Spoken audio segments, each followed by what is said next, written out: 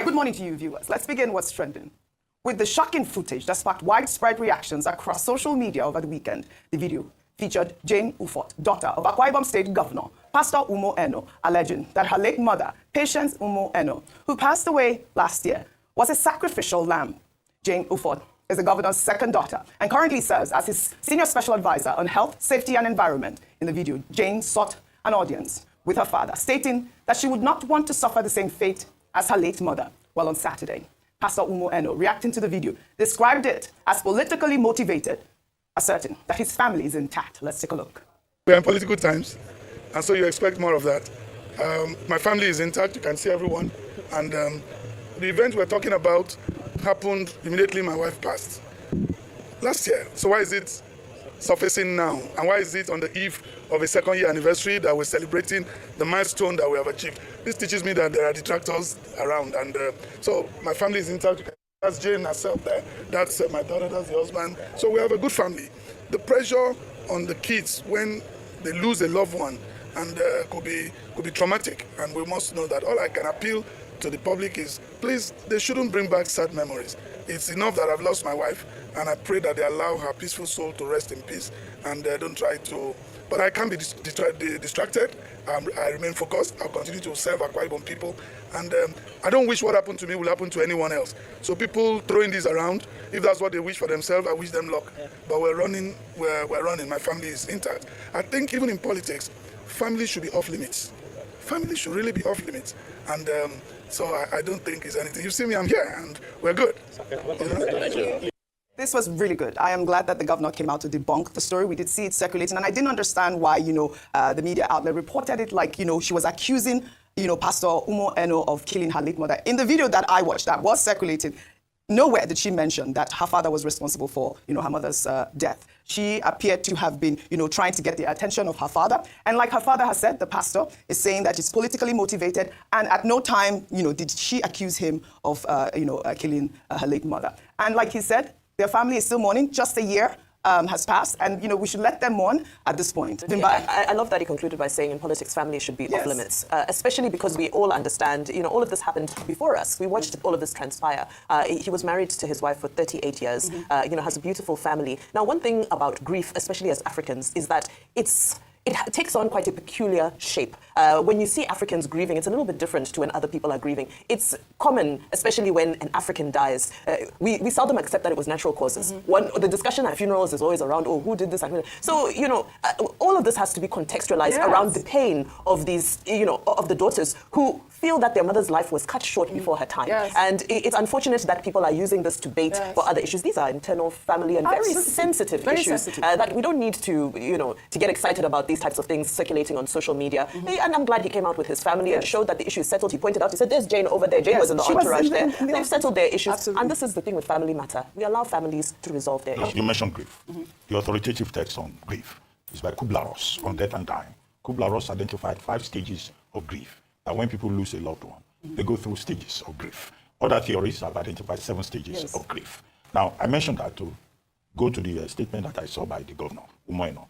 He said, look, this incident occurred when the mother died, Patience Uluwakemi Umo Eno, in September 2024, following a short illness. So, children, members of a family, they can reflect, they can react differently on that scale of 7 stages of grief, 5 stages of grief that I've identified. But the governor's main point is that, look, this is politically motivated. The children may have reacted that way when their mother died, while they were grieving. But it shows that in Akwa Ibom State, people are playing politics. They want to sabotage him. This is why they have brought it up on the occasion of his second year in office, to change the narrative.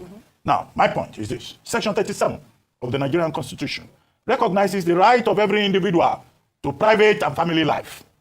You can run your family life, you can run your private life the way you want. But in Nigerian politics, anything goes. They will bring anything and throw it at you. And this is what Governor Umo Eno is facing at this moment. But I think it's important that he has clarified this by saying, look, this material is dated and that his family is intact, and he doesn't think that people should disregard his rights under Section 37 of the Nigerian Constitution. But Nigerian politicians are unconscionable. They just want power. And if you go into politics, you will hear stories about how your mother gave birth to you. about where your mother first had an encounter with your father. Dr. Bati, speaking about grief, and I want to get absolutely right. Speaking about grief, I lost my mother less than 2 years ago, and I remember saying the same thing with my family, that, you know, my mother sacrificed her life for us to move forward. And, you know, this is it. That's what happens during grief. Please, let the family mourn. We'll take another story now. Over the weekend, President Bola Ahmed Tinubu inaugurated the first phase of the Lagos Calabar Coastal Highway, a project under the Ministry of Works in collaboration with high-tech construction company founded by Gilbert Shagori. During the inauguration, Tinubu described Shagori as his partner in daring, commending him for the successful completion of the 30-kilometer highway. Tinubu also reflected on the journey he undertook with Shagori to tame the Atlantic while he was Lagos State Governor. Let's take a look. To the contractors and my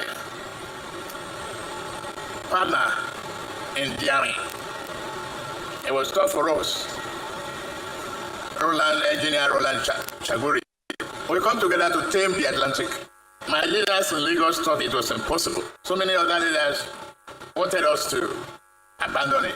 And federal government rejected the idea that they will take responsibility. Then I said, we will do it. Thank you, Roland. I appreciate you.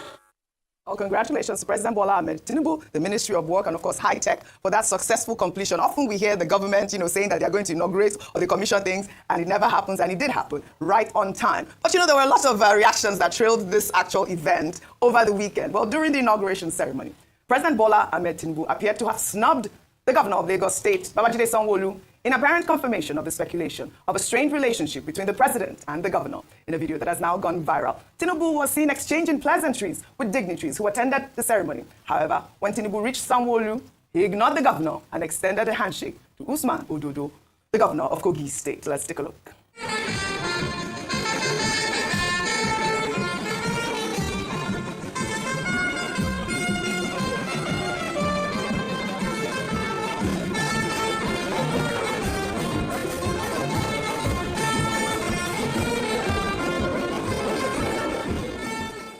All right, we saw that video. I've by. You know, there's been that story. No, because you're smiling, but you know that there's been that speculation, you know, regarding the whole rancor between Sanwo and Tinubu, and that, you know, even Akpabio had to speak for the governor of Lagos. There's been that speculation since Mudashiru Obasa was, you know, removed and reinstated, obviously. But before we discuss, let's take this story to tie it all together. Meanwhile, Senate President Akpabio, during the inauguration ceremony, advised second-term governors to be deliberate in choosing their successors, warning against handing power to unprepared loyalists. He noted that such actions often lead to betrayal. Akpabio also hailed the president as a visionary leader for the successful completion of the 30-kilometer highway, asserting that it is a testament to the fact that things are getting better. Let's take a look.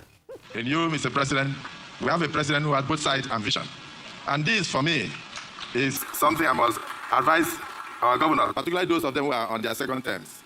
Do not give power to anybody who is not looking for power. Don't give power to anybody who is not prepared. Don't go hiding in your heart that this boy is very subservient. He's always kneeling down when he's talking to me. The wife is always rolling on the floor. I think I should make this one the governor. If you do that, you are giving power to somebody who is not prepared for governance, and they will disappoint you. That is where betrayals normally start. I'm just trying to advise. For the progressive governors, I believe that all of you are doing well because you are being led by a man who has both sight and vision. This is like 90 kilometers already done within 1 year. I have no doubt that very soon I'll drive through Akpabio down to Lagos to, you know, singing song and saying things are getting better for Nigeria. Things are getting better. For Asiwaju is on the throne. Things are getting better. Things are getting better. Things are getting better. Mr. President, things are getting better. Hey. The things are getting better for Nigeria. For Nigeria is on the way. Progressive government. Things are getting better. Asiwaju, congratulations. I thank you all. Asiwaju, congratulations. Things are getting better. Things are getting better. Asiwaju, the president. But of course, this video, obviously, there are so many dimensions in what he said, especially the fact that, you know, he's really confirming that it is the governors that give power to other governors, you know, with his statement there. And the fact that he's saying things are getting better, yes, obviously, we see the 30-kilometer road, but will Nigerians agree with him? Adefemi Akinsonya. Oh, okay. So let's start with the Senate President's comments. Yes. The only issue I really had with what he said was where he implied that an incumbent has the power to choose their successor. That's just not what we should be platforming at all. So I think that that's what I had a problem with. Going back to now Lagos State Governor and this believed snub. You know, initially when I saw the video, I thought that perhaps the president didn't see the Lagos State governor. I thought that's what it was. And then, also when people saying that, he didn't shake his hand, the governor didn't outstretch his hand in order for it to be shaken. I don't think I saw that. He didn't make enough of an effort. I don't think he did so. Do you understand? But he did obviously greet the president. He did obviously greet the president. If we are to play into this narrative that there is some sort of feud between the Lagos State governor and the president, and that stems back from the Mudashiru Obasa situation, I do think that it's a bit unfair on the Lagos State governor. I think that when it comes to situations like this, a governor should be, since we're talking about, a governor should be able to, exercise his rights and powers as an actual governor. And I understand that Godfatherism is a thing. I understand that when we're looking at Sanwo-Olu's actual political legacy at the helm of Lagos, he wouldn't have been able to do so were it not for the support of the now president. But I do think that in many instances, the Lagos State governor has been treated unfairly. Yeah, absolutely. Dr. Mati, your thoughts on both? Let me start with the Sanwo-Olu story, which people have been discussing all over the weekend. Now, Professor David Aworawo, on this day live yesterday, had a concept. He said, look, the governor may have shaken hands with the president at the airport. Right. They may have met at other occasions. We all know that President Tinubu is the godfather of Lagos politics, and Governor Sanwo-Olu is his person. He may just have said, look, I've already greeted you so many times today. Let me attend to people who are coming to Lagos. However, the part of it that some people are uncomfortable with is that when it was time to speak, that road is in Lagos. In Lagos, so he's the host governor. They said, the reporters that were there, they said the president decided to call Governor Akpabio to be the one to speak in Sanwo-Olu's territory. But I assume that, it's a family affair. They will resolve it. It's a father and son kind of thing. I think the matter will be resolved. Yeah. As for, one other thing, I saw a story in this morning, a group called NEFGAD. They said, why are we commissioning 30 kilometers out of 750 kilometers of the Lagos Calabar Coastal Highway? They said 30 kilometers doesn't amount to much. Why don't we wait till we have the whole 750 kilometers before the Ministry of Works says that we should be commissioning? That's another side to the story. And that's the one I think should concern Nigerians. Why 30? Why not 100? Yes. Why not 500? All right. However, on Senator Akpabio saying no governor should impose a sycophant, people will be kneeling down, people who are not prepared for power. No. In fact, our position is that no governor should impose anybody. It's impossible. Anybody who wants to be governor should be chosen by the people of Nigeria. People of Nigeria. This is called democracy. Yes. It's about free choice. It's about the power of the people. It's not about an outgoing governor saying this is the person I want to succeed me. That's part of the problem. This anointment, entitlement, godfather syndrome in Nigerian politics. Well said, Dr. Mati. I did see a statement from Sanwo-Olu over the weekend praising, President Tinubu, saying that he's making meaningful progress and that he supports his administration. Well, all right, we'll follow up on this story in Lagos State and the president. Shall we head over to Kano State now, where the government has declared today, Monday, June 2nd, as a public holiday to mourn and sympathize with the families of 22 athletes, coaches, and officials who died in a fatal auto crash. The victims were part of Kano's contingent, returning from the recently concluded National Sports Festival in Ogun State, when their bus was involved in an accident on the Kano-Zaria Expressway. Meanwhile, the governor of Ogun State, Akpabio, who hosted the just concluded National Sports Festival, has sent a high-powered delegation to Kano State to condole with the government and the people over the tragic loss of the athletes and officials. Well, as a gesture of support, the governor announced a donation of 1 million naira to each of the 31 victims' families, totaling 31 million naira. The delegation, led by Ogun State Deputy Governor, Engineer Noimot Oyedele, included other top government officials and representatives from Team Ogun. Akpabio said the incident had left him completely traumatized, especially given that the athletes were vibrant young people who were looking forward to a warm reception from their fans and families after proudly donning the colors of Kano State at the just concluded Gateway Games. He described the deceased as heroes whose patriotism and commitment to the cause of Kano State and Nigeria as a whole will never be forgotten. May their souls rest in peace. I mean, I know that the governor of Kano State right now is attending the Hajj, and obviously he has, sent in some support for the families as well. But this should never happen, really. I mean, accidents occur. The investigations are ongoing as to what really caused the crash. I heard that there is speeding. We still have to know if the car was really intact or not. May their souls rest in peace. Really, really sad incident from Kano State. Again, well done to also the governor of Ogun State for the support for those families. Still in Kano State, let's highlight a group of young disabled men playing a unique sport called skate soccer. The men have adopted the sport in order to empower themselves to compete and build confidence as well as pursue their dreams. They spoke to the BBC. A lot of us, our family depend on us. Through this sport, a lot of disabled people are not on the street now begging. My name is Abdulwasir Ibrahim. I'm a Kano Pillars Parasoka goalkeeper. My name is Idris Mukhtar. I started to play Parasoka in 2013. Parasoka helped me. I'm seeing many people. The government give me guidance to encourage us. My future ambition is I want to be a doctor in order to help those youths that are coming up. I need to go outside country to play Parasoka, All African Game, Olympics. I want it. All right. I thought this was good to highlight, to see these disabled young men also pursuing their dreams and career. I mean, a quick word from you, because I really want to touch on this story. It really touched my heart. I think it's fantastic. It's fantastic that we find ways to be able to work with what we have. Yes. I'm a big fan of that, not seeing life as half empty, but half full. Yes. And this is the true personification of that. Yes. And just how positive and optimistic they are. They're able. And I think that's what I really love about it. I loved it. And one of them says he wants to be a doctor in the future. I mean, life does not end there. Kudos to this young man. Let's now highlight our story on the milestone. Bianca Ojukwu, Nigeria's Minister of State for Foreign Affairs and widow of the late Biafran leader, Dim Chukwuemeka Odumegwu Ojukwu, has fulfilled a decades-old promise by honoring Bruce Mayrock, the 20-year-old American student who died protesting during the Civil War on May 30th, 1969. Mayrock set himself ablaze in front of the United Nations headquarters in New York, desperate to draw the world's attention to the atrocities of the Nigerian Civil War. Before his passing, Ojukwu had confided in Bianca his desire to immortalize the man. Now, 13 years after Ojukwu's death, Bianca kept that promise. She built the Bruce Mayrock Memorial Building, a 3-story edifice with a memorial hall, exhibition gallery, and conference center. She also launched the Bruce Mayrock Memorial Foundation, which empowers youth through skills training, entrepreneurship, leadership, and peace building.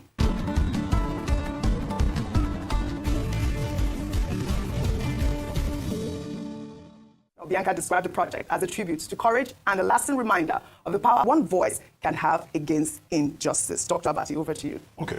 51 years after the end of the genocidal, fratricidal civil war in Nigeria, 1967 to May 1970. I think it's refreshing, it is enlightening, it is instructive to see that the memory has not faded. And this is what Nigerians must realize, that memory is something that is very important as part of our collective heritage. And what Mrs. Bianca Ojukwu is doing is to remind us of that part of history. Now, so this Bruce Mayrock Memorial Building is to remind us of that history. It's supposed to be a memorial building that records the history, iconic moments, and also pay tribute to this American who sacrificed himself in protest against that fratricidal war, in which over 100,000 troops died, over 2 million people were displaced. On a daily basis, over 10,000 persons were killed, and a lot of persons also suffered from malnutrition. Children, particularly. We talk about Gaza now. In Nigeria between 1967 and 70, we had a similar situation where many children died for no reason, for a war in which they were completely hors de combat. So this is about memory, this is about history, this is about a museum that will provide education for generations to come. So I think it's a commendable initiative. But what is more important here is about Mrs. Ojukwu's loyalty, commitment, devotion as a widow. One of the last wishes of Dim Odumegwu Ojukwu was that he would like a memorial building to be built in honor of this gentleman, Bruce Mayrock, who engaged in an act of self-immolation in identification with the people of Biafra. Now, some widows are merry widows. Once their husbands die, they just break off. But this is Bianca Odumegwu Ojukwu respecting one of the last wishes of her husband and showing that even in death, she's a very faithful and loyal wife. In Nigeria, even some wives, when their husbands are alive, they are disrespectful and they are disloyal, and they don't even, hold the institution, serious. So this must be a message to all wives, to all persons in the institution of marriage. And I think that Indigbo will be very proud of Mrs. Bianca Odumegwu Ojukwu. It's not just Bruce Mayrock that she's paying tribute to. She's also paying tribute to her husband. She's paying tribute to the cause of Biafra. She's also paying tribute to our collective history. Because whatever may be the circumstances today, it's not a part of history that we should wish away. It should be a sober reminder that no country can survive 2 civil wars. And that's why the major concern of every Nigerian should be peace and unity. When we remember the Biafran history, all of us should live together.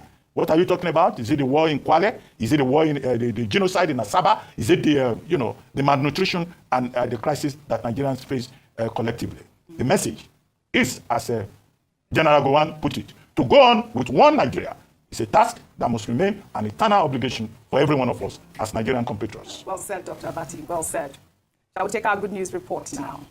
Super Eagles winger Ademola Lookman was hosted over the weekend by President Bola Ahmed Tinubu at his Lagos residence. The 27-year-old presented his 2024 CAF Footballer of the Year award to the president, an honor he earned after a remarkable season for the club and country. Nigeria, Monkey Goboyi, Eshe, Mo dúpẹ́.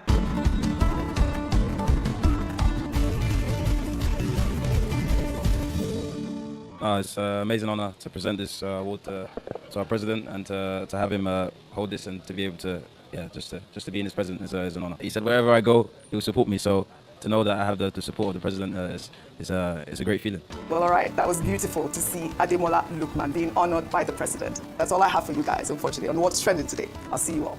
Well, that's all I have for you guys on What's Trending Today. I'll see you all tomorrow.